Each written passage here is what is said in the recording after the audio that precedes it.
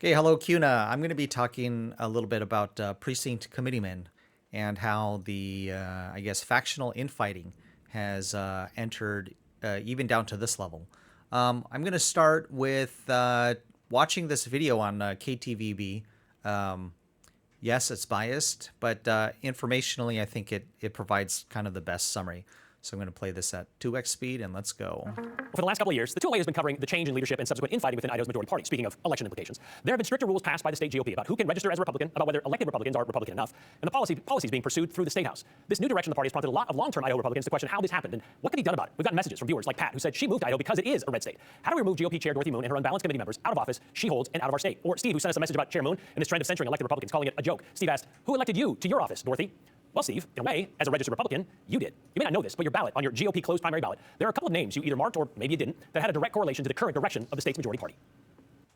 When it's time to take a look at your primary ballot this May, squeezed in between selections for Supreme Court justices and county commissioners, you'll see a section for picking party officers, the precinct committee members, a political position you probably aren't too familiar with, usually being sought by a singular or sometimes a coupling of names that may be just as unfamiliar to you. Are they kind of like the invisible candidates? To a lot of people, yeah. I mean, they're not usually actively going out and campaigning. Amos Rothstein was once one of those invisible candidates. I first got elected in 2012. As a college student in Latah County. How old were you? Oh, God. How old was I? 22? 22, okay. Yeah. But Amos was bitten by the politics bug back when he was just a boy. That means automatic recount. While watching the Bush-Gore election in 2000. I thought this is kind of the perfect mix of news, importance, and entertainment. I didn't really know what mattered. I just kind of got thrown in. Ben Furman was asked to run for his seat in Bingham County at the last minute 2 years ago. I got a phone call from Dan Craven and said, hey, we need somebody to run for precinct committee member. Will you do it? I was like, what's that? He goes, well, it's no big deal. Just fill out this paperwork. It'll be easy. Ben did it all in about 2.5 hours. And turned it in. I was like, sweet. I guess now I'm running for a position. A position, Ben realized. And then people go to the ballots and they say, oh, well, I don't know him, but I do know him. Check. That maybe didn't get a lot of attention at the polls. I think there's about 1,100 registered voters in my precinct. I won my election 2 years ago by 70% of the vote and got just under 200 people. But it's a role that would reverberate through the Republican Party. My experience, my knowledge of it is usually precinct committee members are an afterthought. Nobody really knows what we are, what we do. So being the afterthought, there's a lot that falls to that position. Yeah, there is, but people don't realize that. I mean, let's talk about what a precinct committee member is, right? They're supposed to be the liaison between the party and the grassroots. So they're the person, the conduit that gets information up and says, hey, my community feels this way, and brings information back down to say the party thinks this. Then they're supposed to get out the vote. So during election time, as Republicans, we're supposed to support Republican candidates. And precinct committee members rally the troops. Then they vote at the county level. So when you have a sheriff or a commissioner who resigns or the office becomes vacant, it's the precinct committee members of that party that get together and vet and nominate somebody to take the place.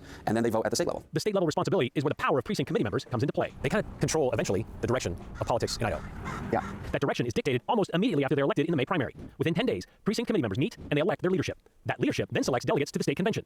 At the convention, those delegates decide on the party platform, the party rules, and the party leadership. Like the election of Dorothy Moon as GOP chair in the summer of 2022. But the nominees can be anybody. Well, Northern Idaho, Community County nominated David Riley to be a delegate at the convention. He's not a precinct committee member. He is what he is, and he went as a delegate. What Dave Riley is an anti-Semite. Oh my God. All right. I think that pretty much ends for the informational, and now they... All right. Anyway, so why is that helpful? So here are your precinct committeemen, and basically what's happening, you know, there was a leaked call. There was a leaked call with that I posted earlier with representative, or not representative, but a candidate, Sean Digert. His wife and son were on it, and basically they were working with Tom Luna, who was the former chair, I believe, that Dorothy Moon ousted. And they're trying to retake the Republican Party. Now, there generally isn't much discussion between the two factions. So it's like a factional fight between what you would call liberty-minded Republicans and then moderate, which you would say, I guess, mainstream Republicans or moderate Republicans who tend to, you know, adjust to whatever the societal at that time 80% is, whatever that 80% of the population. They're trying to be like the 80% party, big umbrella, and not really hold people accountable to the, you know, the party's rules or regulations or bylaws. So they're just kind of playing a loose ship in order to include more people. So that's, and then, you know, you have the liberty-minded individuals who are, you know, going back to, I guess you could say, first principles about what the actual platform says of the Republican platform, as basically voted, you know, indirectly through these precinct committeemen. So I posted here, these were recommendations made by, there's this group called Ada County Conservatives. Ryan Spoon posted this. I believe he's an officer of some sort within the Ada County actual GOP Central Committee. And on here, they recommend for District 23, which is what CUNA is, for these precinct committeemen. Now 2306, 2304, which is on this side, and 2308, they're running uncontested. So you can see here there's a lot of different districts working on a lot of different precinct committeemen, and you can only fit on endorsements for contested races. So that's what this is. You can kind of see where you generally are, who your committeemen are, and you can reach out to them. But basically, this is kind of like how the factional fighting is, and depends on your perspective on things. Politics is a zero sum game, and the way I'm looking at this more is like a game, not life or death or whatever. Like the way I look at it is Idaho has always been fine, and the reason why the establishment or the moderate, or why KTVP are losing their minds, bringing out Christian nationalists, racists, anti-Semites, bringing out this rhetoric, is because they're in a bit of a panic, because they didn't expect, I think basically COVID was a big wake-up call for people, and people like Ryan Spoon really organized individuals, from the grassroots, people who weren't normally involved with politics, because everyone just assumed, oh, Idaho is red, it must be fine. They must be also for small government, or as small as possible. You have these preconceptions of founding fathers, or original intent of the founding fathers and the U.S. Constitution, and the original intent of the U.S. Constitution, but that doesn't necessarily apply. It might apply perhaps to the thing is, it's just it shifts. It gradually shifts, just like all of society does. And so the Republican establishment that let's say what made up Idaho politics prior to COVID really was what a lot of you saw. At least they didn't do the jab mandates, but the mask mandates were on. And a lot of people, and you got the forgot her name, but in Treasure Valley you had a mother who got arrested, right, and had to go through a lot of different courts hearings because she dared to. It just sounds so ridiculous now having to say it now. She was just trying to play on the playground with her kids, and she got arrested. I mean, now it just sounds insane. I mean, it sounded just as insane for them at that time, but especially now after, all this time, it's just, what is going on? And, this was a big wake up call, and it, made a lot of people angry. And so, various individuals got elected in response to that anger, and a lot more people paying attention. And down, even the people who got into it, they understood the rules, and they got the precinct committeemen elected in their favor to oust the pre-existing establishment leadership. And this happened also with Ada County, where I believe you had 6 or 5 individuals in the Ada County GOP Central Committee basically got voted out, or I'm not exactly sure. There are articles on it, but I think they all resigned because they could see the writing on the walls. Maybe some votes were coming in and they were going to get ousted or something, and they all resigned suddenly.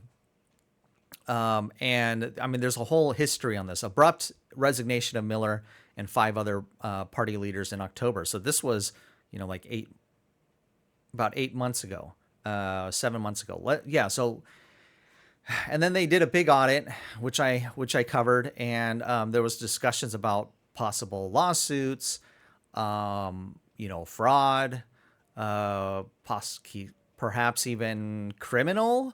Now in here, Thad Buttersworth says specifically, nobody's going to jail over this, but we don't know until the dust settles, so to speak. The actual audit report is not public.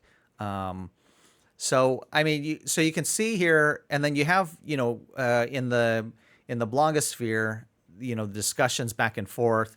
Brent, I forgot his name. It's just going back and forth between what people who want to hold elected officials accountable to the Republican platform. It's like, and you're having this issue where you have literally former Democrats running under the Republican name, because there's really, what's to stop somebody right now? What is male? What is female? What is really to stop a man to say that they're actually female, or vice versa, this whole transgender thing?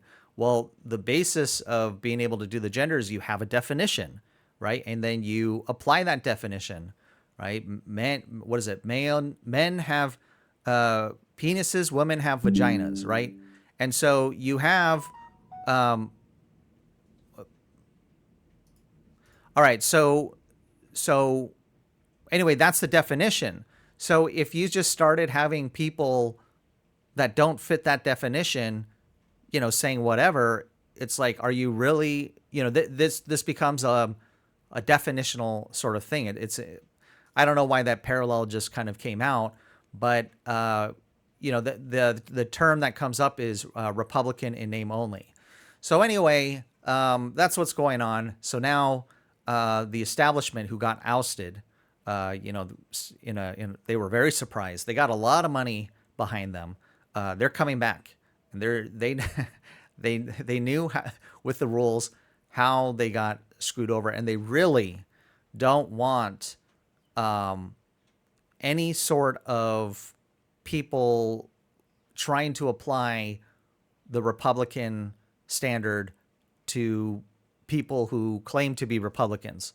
They want to be able to, I guess, it's factional fighting. So it's part of the game, because let's say, I don't know if you could get to the point where that you could actually kick out a politician, and you can say to a politician, like, well, right now what happened in District 23 is they had a recommended, right? They recommended Representative Tina Lambert against her opponent, Sean Dygert. They recommended Chris Bruce, CUNA City Councilman, over the incumbent Representative Melissa Durant. And then, well, yeah, those are the two main races.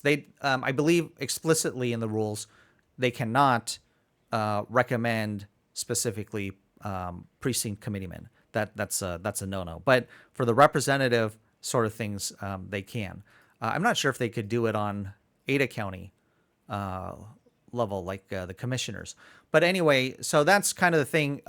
You can go to Sean Dygert, who was not recommended, and you can see his posts. He's just, he's not happy. He's not happy that he didn't get the recommendation. He's trying to, talk around how it's not relevant. And then, actually, Representative Melissa Durant has been pretty silent about her non-recommendation. And remember, they call it a recommendation, different from endorsement. So that's kind of the lay of the land right now. You have this factional fighting between those who want to hold or define what is a Republican, and versus I'm thinking of that meme documentary, What is a Woman, right? So we're back to that. What is a Republican? And if you believe that being a Republican should be defined, and elected politicians should be held accountable to that word, the Republican, then you will most likely want to, elect these precinct committeemen. Now, if you don't particularly care the title of the individual, then, I'm sure you're probably not even watching my videos at this point.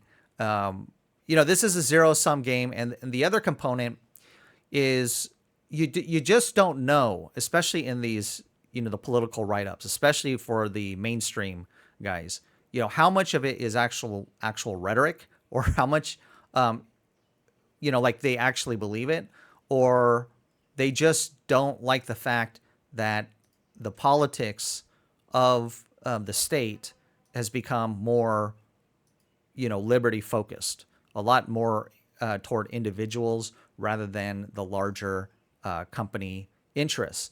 And, you hear this very often too, that, the fifth generation Idahoans and, they kind of resent the fact because that's how things have been running, before all of the outsiders, all of the Californians, all of the people from Washington started moving in.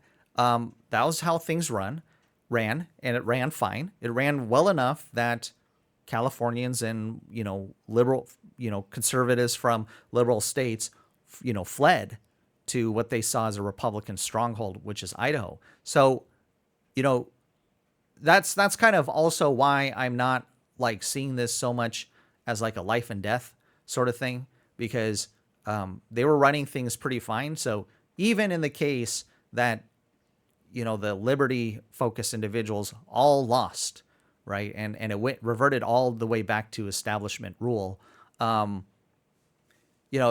Idaho would still probably run as good as it did before, and things will probably relatively still be just fine.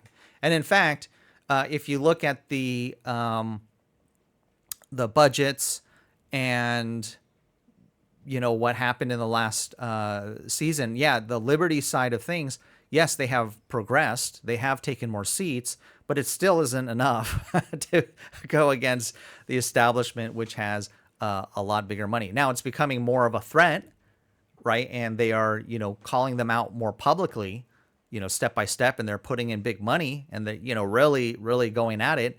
But still, the establishment and mainstream, they're still mainstream, they're still establishment, and they're still, winning. But yes, they are scared, or they perceive the threat that if they don't push back, if they don't do a lot of big spending, yes, the Liberty faction will likely prevail eventually, perhaps, perhaps, now you have these other things like rank choice voting and all of that. And, besides just the establishment Republicans and the Liberty factions, going against each other, you also have, of course, the Democrats, and, they're trying to maneuver their way in as well. So, it's just, it is what it is. We're just a small part. And for CUNA especially, you have actually, these are in hundreds, a lot of these precinct committeemen positions. I don't know anything about who these people are running against, the ones that have been endorsed. They're just, I know a bunch, some individuals in here, and they're, recommending Chris Bruce, Tina Lambert. I have not specifically talked to these individuals. I'm only presenting that, but that's kind of the general gist of things. And then, they were saying shortly after an election on May 21st, I believe they were saying within 10 days or so, these newly elected precinct committeemen will be voting on the new officers of the Central Committee, Ada County Central Committee. And so these all have ripple effects into, that is the concern. The establishment does not want to be held to for their politicians to be forced to define. Now, here's a big disagreement. It comes to the concept of government and the role of government. Now, everyone can claim, but all Republicans can claim they are Idaho first.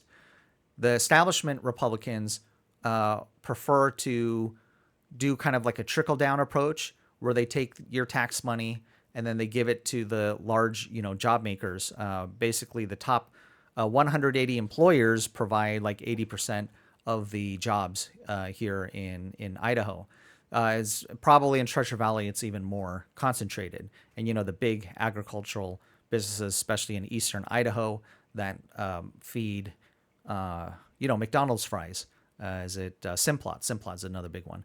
So, so they prefer to not lower taxes so that those big job creators can get the money, but arguably, or Micron, for example, got a certain amount of maybe tax carve outs.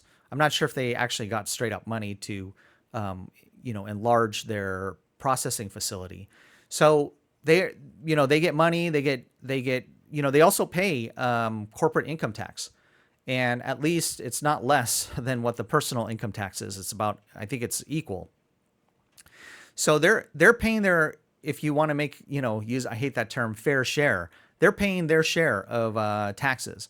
And so, when you invest into these job creators, the taxes end up, I think, it brings a return back to Idaho in general. Whether it goes to you specifically, if you're out in CUNA, and maybe not, it depends on what kind of services you are receiving. Obviously, the benefits of taxes are going to be disproportionate. It's not equal.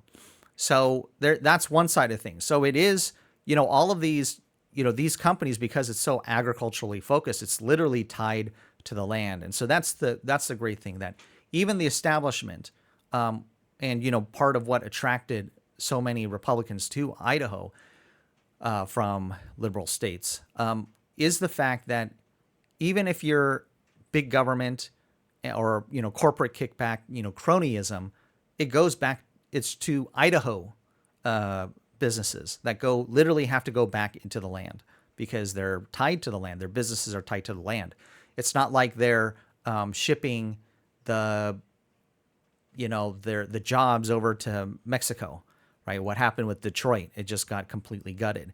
It's not these aren't like international, or even if they are international, like Micron, they are definitely, they're putting more into the state than out of it. They're not, like parasites. So Idaho still tends to benefit in that, except it just tends to benefit more, the corporations, but trickle down effect eventually back into the economy, more money into the pockets of its employees. The employees pay income tax. Those income taxes go back to school districts, goes into the local businesses. The circle, so to speak, continues and seems to pretty much kind of stay in that, right? Like if you started, one of the things could be like the Idaho, is it the launch program where you're paying off student debt and paying for technical training?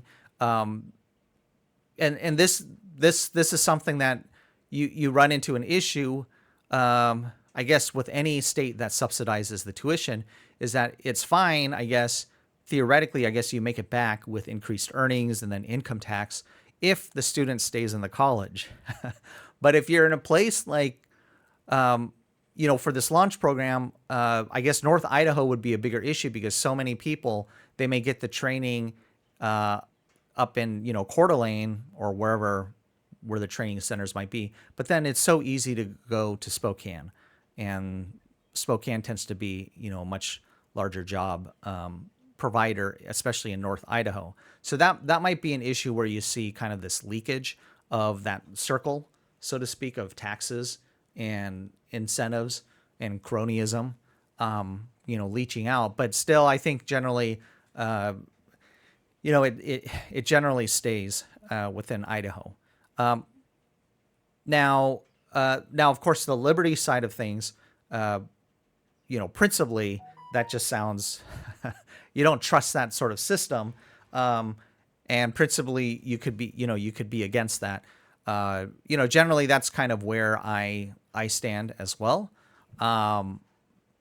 So, because I just don't trust, I don't trust these cronies to really be, you can't trust them in the end. You don't know if one day they're going to just go become parasites and offshoot all of those tax benefits out to another state. You never know. I think maybe I'm going to be more. I'm more open-minded to that.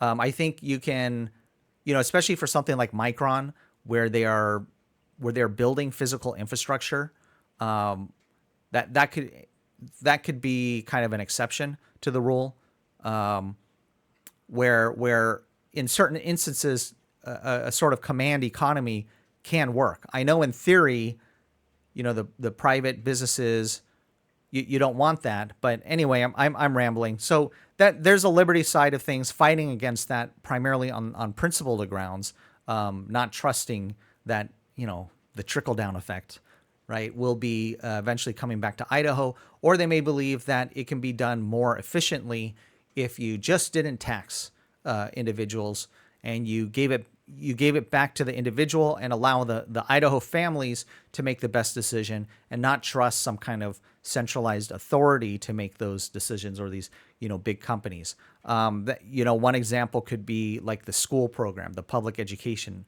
program. That's a real big fight that happens between the mainstream and the liberty-minded, because the liberty-minded are like, they don't even want to go to the public school. They want to be able to have options for private school, and get those tax credits, which was ended up getting shot down. So this is kind of like, and then they start calling the mainstream guys rhinos, and now you have them. They're saying, okay, so for example, Sean Digert saying, I've always been a Republican. I've been a Republican my entire life, and I don't care anyone who calls me a rhino or a fake Republican. I know what I am. I'm a Republican. But once again, it's like, well, who defines, that word? Who defines Republican? And that's really what this fight is coming down to. What is a Republican? And who's going to define it? And will the politicians in Idaho be held accountable to voting in accordance to that definition? All right, that's it. Have a good one. Bye-bye.